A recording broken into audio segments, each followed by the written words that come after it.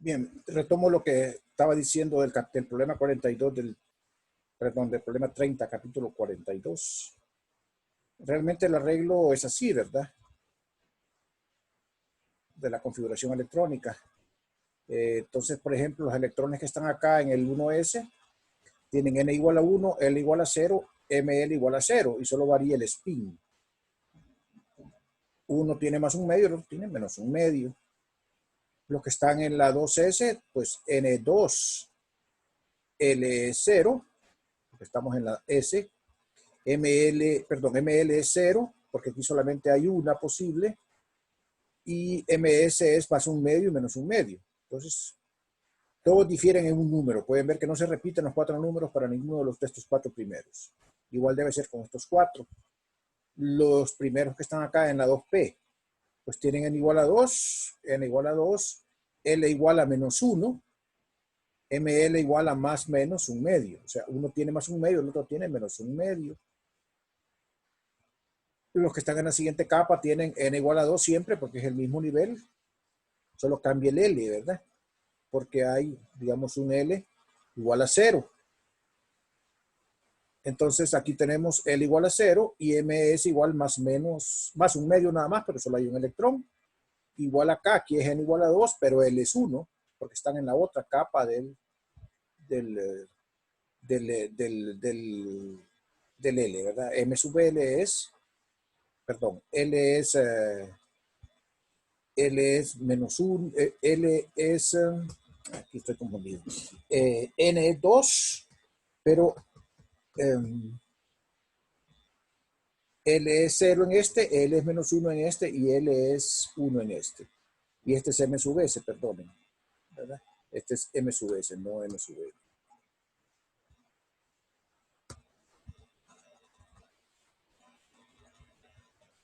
M sub S.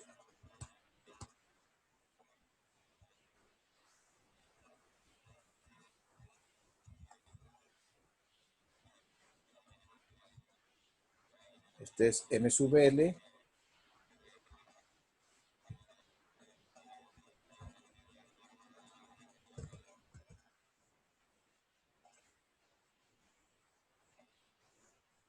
Este es M sub L. Y este es M sub L. Y L es, en este caso, como ya pasamos L igual 0, estos son de L igual 1 porque corresponden a P. L igual 1, L igual 1 y L igual 1.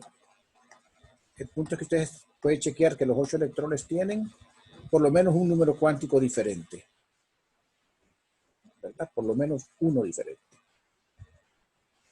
No se repiten. Bien, entonces si no hay preguntas, voy a pasar al siguiente tema. Ya es cambiar de capítulo, porque con esto termina el capítulo de física atómica. Los problemas de la tarea son de este tipo, parecidos aquí a los que hemos estado haciendo. Ok, entonces voy a cerrar aquí algunas ventanillas para no confundirme.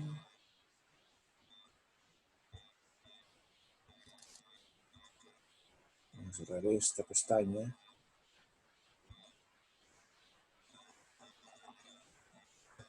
Vamos a cerrar esta también.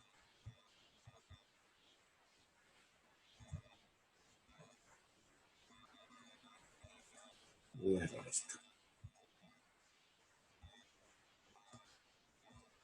Bien, vamos a comenzar entonces el capítulo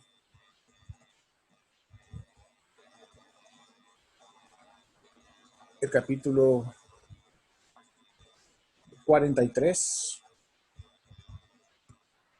que tiene como título Enlaces moleculares y sólidos.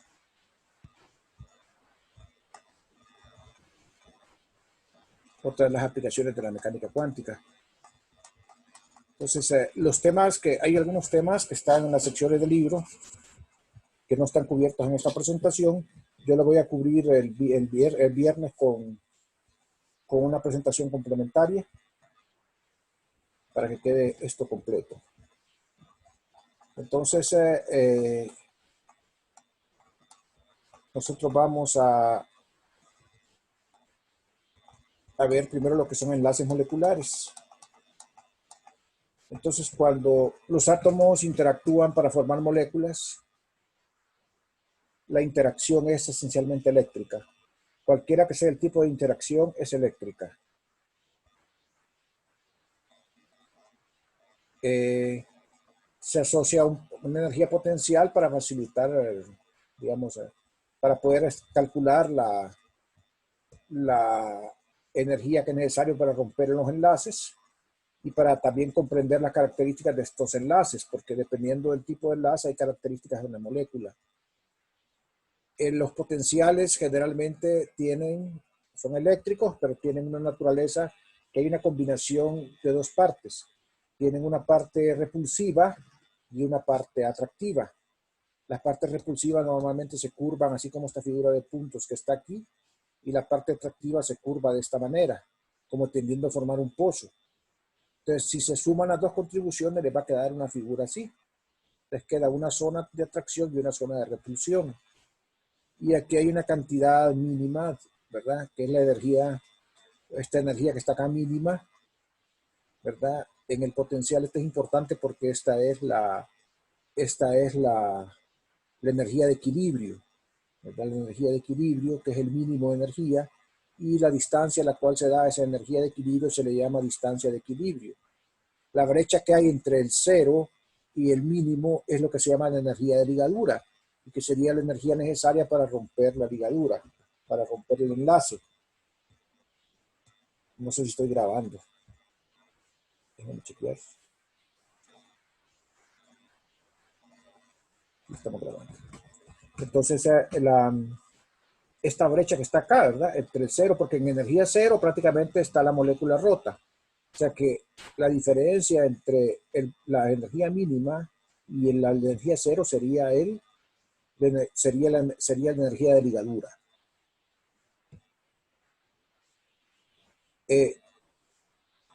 Ya hablamos, ¿verdad?, que el potencial se puede explicar en dos partes, uno atractivo y uno repulsivo. El potencial atractivo se da a distancias más lejanas, mientras que el potencial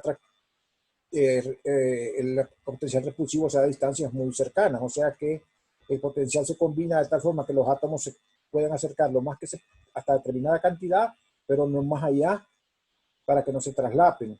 Y también se pueden alejar, pero no más allá de cierta distancia para que no se rompa el enlace. Entonces, por eso es que es una combinación de los dos. Aquí tenemos que la forma característica que tienen estos potenciales son de la forma menos A entre R a la N más B entre R a la M, donde el R es la distancia que separa las moléculas. Y estas A y B son constantes que dependen de la naturaleza de la misma molécula, de los sistemas. La parte negativa es la parte atractiva y la parte positiva es la parte repulsiva. Y este N y M pues varía dependiendo qué tipo de interacción sea la que se dé. No es esencialmente una interacción de tipo Coulomb R cuadrado, ¿verdad? Son otras potencias las que se dan generalmente. Un primer tipo de enlace es el enlace iónico. El enlace iónico se caracteriza porque uno o más electrones de la capa externa se transfieren de un átomo a otro. Este enlace ocurre principalmente por la atracción de Coulomb entre iones de carga opuesta. No estoy diciendo, ¿verdad?, de que ese es el potencial, sino que el enlace ocurre porque pues, las cargas negativas y las cargas positivas experimentan una atracción de Coulomb. Y entonces, por esa razón es que se pasan electrones de una capa externa a otra capa externa de otro átomo. Un ejemplo sencillo de esto es el cloruro de sodio, NaCl. La energía requerida para ionizar el sodio es 5.1 electronvolts, o sea, para quitarle un electrón al sodio. Y la energía necesaria para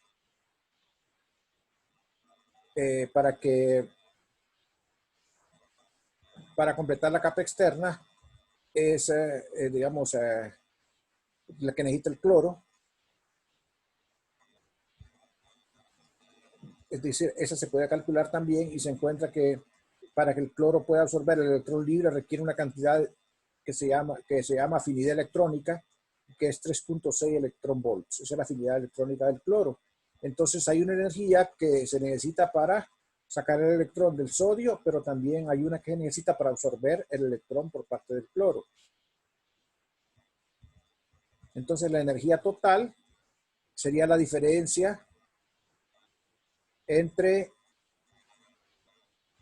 el 5.1, que es la energía necesaria para arrancar el electrón del sodio, perdón, y la que necesita el cloro para absorber el electrón, y eso es 1.5 electronvolts, 5.1 menos 3.6. Entonces,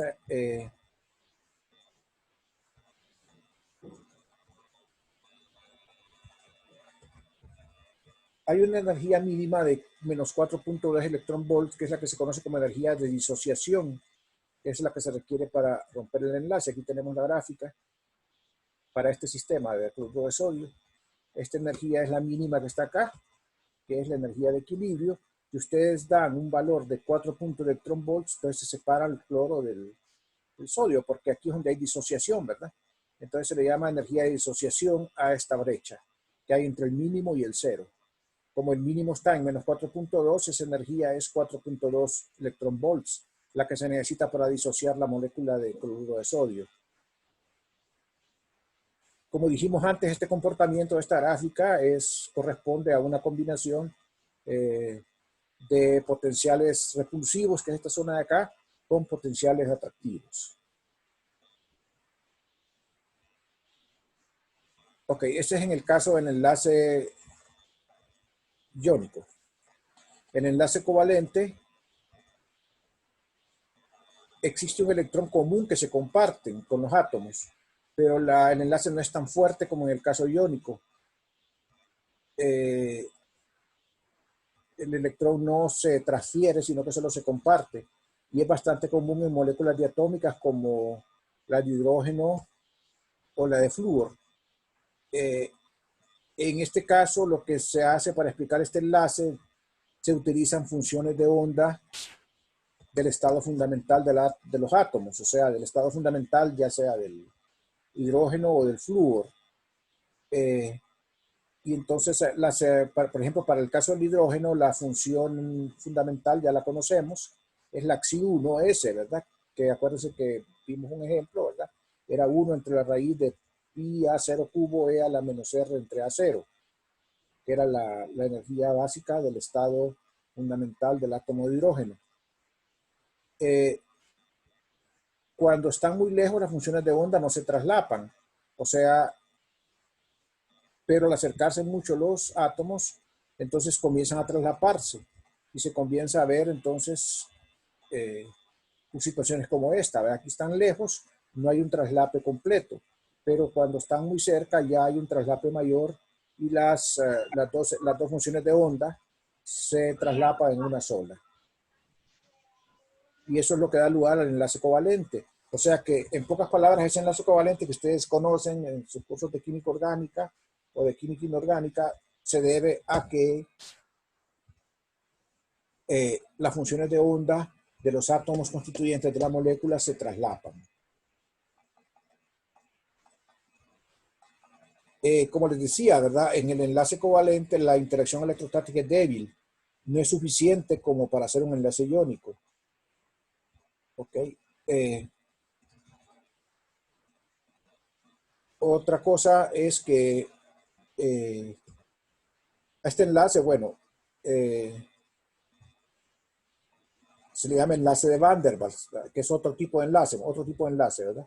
Este enlace de Van der Waals, o sea, además del enlace iónico, está el covalente y está el de Van der Waals. El enlace de Van der Waals es una interacción electrostática, ¿verdad? No es como el enlace covalente, que es un solapamiento de orbitales para compartir electrones, y no es lo suficientemente fuerte la interacción electrostática para hacer un enlace iónico. Y el enlace de Van der Waals se da entre moléculas, no se da entre átomos. O sea que, por ejemplo, el enlace covalente se puede dar entre dos átomos de hidrógeno o dos átomos de flúor para formar una molécula de H2 o de F2. El enlace de Van der Waals se da entre dos moléculas, no se da entre átomo y átomo. Y lo que se requiere es que las moléculas tengan un momento dipolar. El momento dipolar eléctrico de una interacciona con el momento dipolar eléctrico y entonces se establece lo que se conoce como un enlace dipolo-dipolo. Entonces los dipolos de una molécula interactúan con el dipolo del otro para establecer un enlace de tipo electrostático más débil que el iónico. También puede haber que haya una interacción entre un dipolo permanente y un dipolo inducido debido a la influencia del primero, ¿verdad? Entonces pueden ser dipolos permanentes que ya existen en la molécula o un dipolo que se formó debido a la presencia del dipolo en una de las dos moléculas. Pero aquí lo fundamental es eso, ¿verdad? Que en los enlaces de Van der Waals la interacción es entre dipolo y dipolo.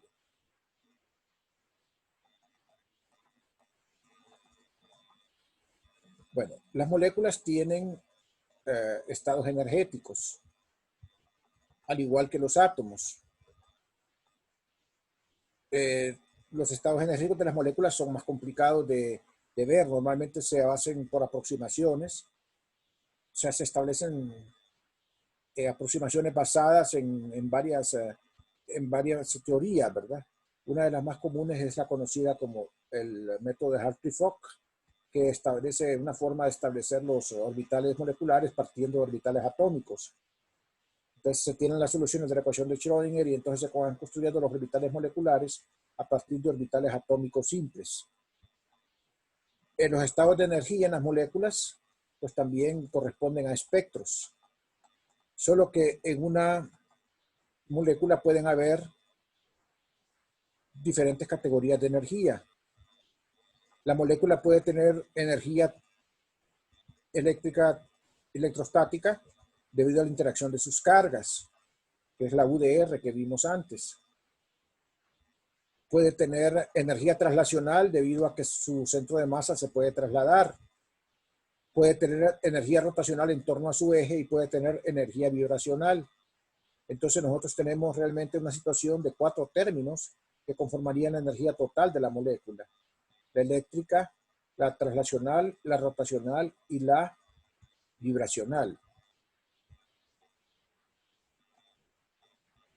Vamos a estudiar primero el movimiento rotacional de las moléculas. Ese es el primero que vamos a estudiar.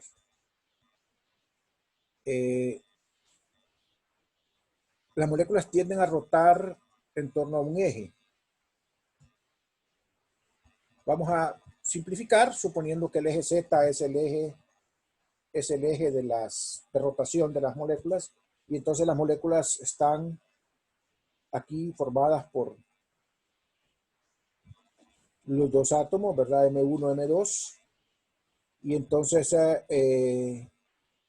la rotación va a ser alrededor del eje Z y vamos a localizar el centro de masa acá. Porque lo que ocurre es que la molécula tiene también vibración. Entonces vamos a suponer que un punto acá respecto al cual nosotros podemos considerar la rotación, que es el centro de masa, que es el más fácil de ver, de visualizar.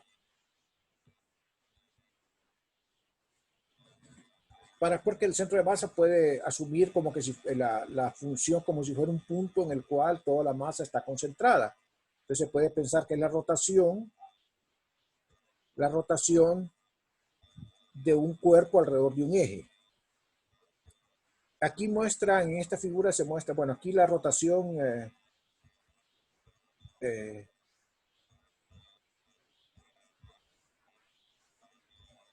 ¿verdad? Aquí tenemos la rotación ilustrada alrededor del eje Z. Y aquí tenemos nosotros los que son los diversos niveles de energía como correspondiente a rotación. Pueden ver que los niveles de energía están separados. Están separados de manera desigual. No son igualmente espaciados. Y están más juntos los primeros que los otros. Y el número cuántico que define esos niveles de energía es el número J, ¿verdad? Asociado con la rotación. Vamos a ver entonces nosotros que ese número se le llama número cuántico rotacional. La energía rotacional se puede expresar en términos de J. La cuantización del momento angular va a restringir las frecuencias a las cuales gira la molécula, cuantizando de esta forma la energía. Primero establecemos el momento angular cuantizado. ¿Se acuerdan lo que ocurría con el átomo de hidrógeno? Era L por L más 1, el momento angular electrónico. Pues ahora nosotros tenemos en una molécula el momento angular es J por J más 1 H barra y se establece cuantizado. Esto viene de la solución de la ecuación de Schrödinger para un rotor rígido, porque se supone que la molécula es como un rotor rígido en el cual los dos átomos están como las masas de una pesa que usan los levantadores de pesas rotando. Entonces se asume el rotor rígido como el sistema y esta es la cuantización que aparece en el rotor rígido cuando uno resuelve la ecuación de Schrödinger. Esa es la explicación. Ustedes no tienen que preocuparse por ese detalle, se los cuento nada más culturalmente para que lo sepan de dónde viene. Este L entonces sería el momento angular y está cuantizado. Ustedes recuerdan que para rotación el momento angular es el momento de inercia por la velocidad angular, W, o sea, la velocidad angular de rotación. La energía de rotación, entonces nosotros sabemos que es, la energía de rotación, sabemos que es L cuadrado sobre 2I.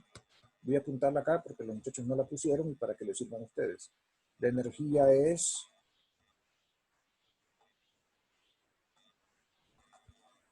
esta es energía cinética, la rotación es L cuadrado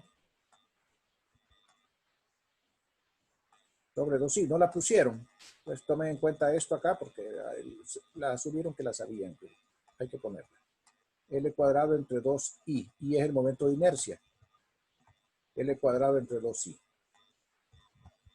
Entonces, esa energía de rotación entonces va a ser, si sustituimos nosotros el valor de L cuadrado, acá, se dan cuenta que sería J por J más 1 H barra cuadrado entre 2I. Y esa sería entonces la energía de rotación.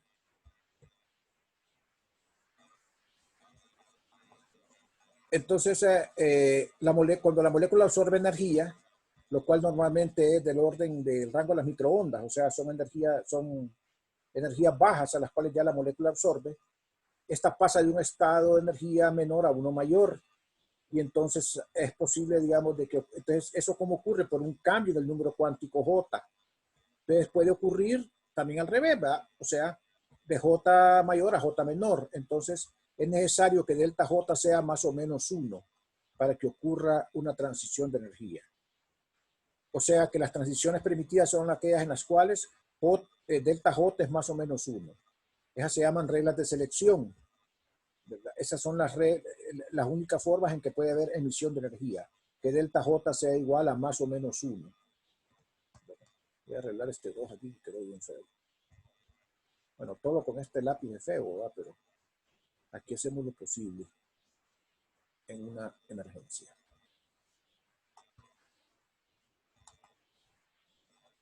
Eso era L cuadrado entre 2I. Borremos este también, para que quede claro. Ahí está en el libro, ¿verdad? Pero yo no lo apunto aquí, que los muchachos no lo pusieron. L cuadrado entre 2 por I.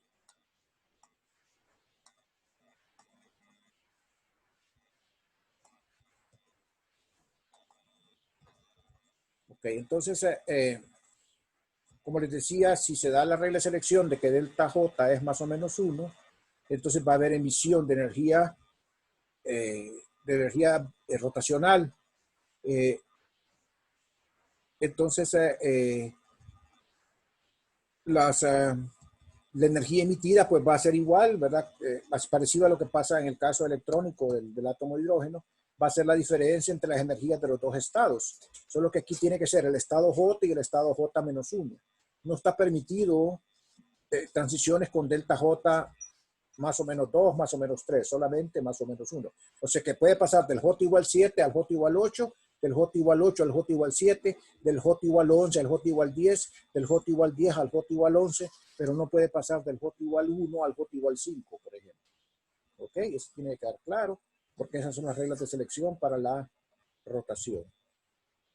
Entonces, la energía del fotón va a ser la energía de la emisión, o sea, la diferencia de la energía entre los dos estados. Entonces, si nosotros calculamos, escribiendo acá lo que es EJ, ¿verdad? Porque un estado es el J y el otro estado es el J-1, entonces aquí lo que nos va a dar es que la energía del fotón es H barra al cuadrado sobre 2I J. Si escriben en términos de la constante de Planck, entonces el H barra es H sobre 2pi y quedaría H cuadrado sobre 4pi cuadrado I por J. Acuérdense que I es el momento de inercia. Hay que recordar que la energía del fotón está dada como H veces la frecuencia. Entonces, ese fotón que se emite en esa transición de un estado J, un estado J-1 de la molécula, nos daría a nosotros la energía del fotón, ¿verdad? O sea, esto sería igual, o sea, yo puedo calcular aquí igualando a HF esa cantidad. Bueno, aquí solamente quiero recordar una cosa, y es que esta I que está acá es el momento de inercia y se calcula en términos de la masa reducida. Aquí no incluyeron estos muchachos el concepto de la masa reducida. Voy a comentarles en la próxima clase ese concepto de la masa reducida para que ustedes lo tomen en cuenta a la hora de calcular I, ¿verdad? O sea, lo que se hace es que se consideran las dos masas y se considera la masa reducida como el efecto de una sola masa actuando en un solo punto. Y entonces así podemos escribir el momento de inercia de una manera más fácil en términos de las dos masas de los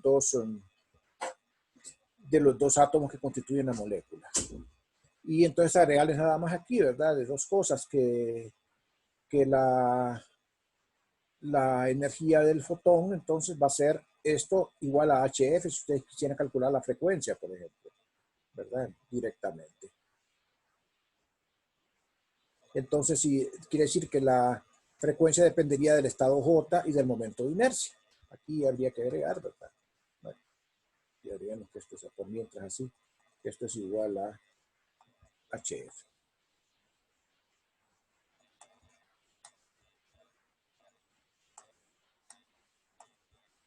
Eso es igual a HF. Entonces, si nosotros agregamos aquí que es igual a HF, entonces la frecuencia alcanzará las H, dependería del número cuántico J y de I, como les había comentado. Bueno, ya me pidió el tiempo el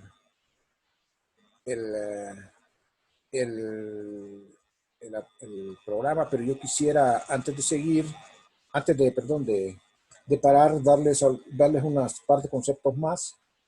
Quisiera que por favor nos conectáramos voy a tomar un poco de agua, un par de minutos después de que yo apague, porque quiero introducir aquí unos temas importantes que no están en la presentación y quiero que los discutamos acá.